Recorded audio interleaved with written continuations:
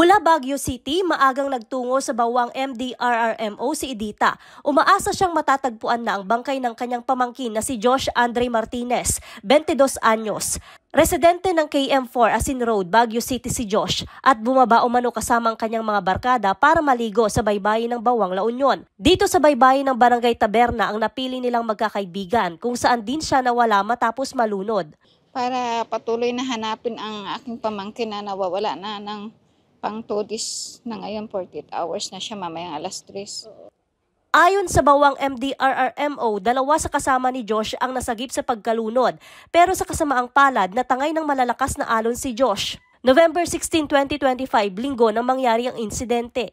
According naman doon sa ating Coast Guard and doon sa mga bystander na andoon during that time, sakto lang naman po yung lalim. Yun nga lang po, medyo malakas po yung alon nung time na yun. May mga fisher folks naman po na sumuway doon sa ating mga beachgoers, and at the same time may mga naka-duty or nakabantay po sa ating karagatan during weekends, and always naman po nagro-roving ating barangay personnel or tanod po.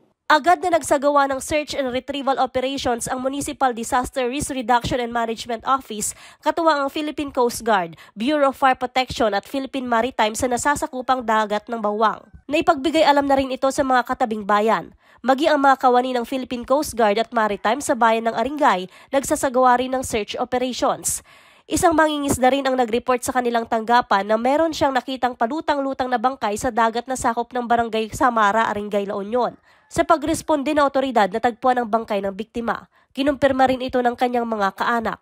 Yung mga beachgoer po or ang mga bumibisita po sa Municipality of Bawang, ipapaalala lang po namin na tayo po ay mag-ingat, and kung ano po yung mga guidelines or ano po yung mga paalala ng ating nagbabantay sa baybayin ng Bawang ay makinig po tayo para maiwasan po natin yung mga hindi kanais-nais na pangyayari. At the same time, bago po tayo pumunta or bago po tayo mag-swimming or magkaroon ng activity sa ating karagatan, ay always po nating iisipin yung safety po natin.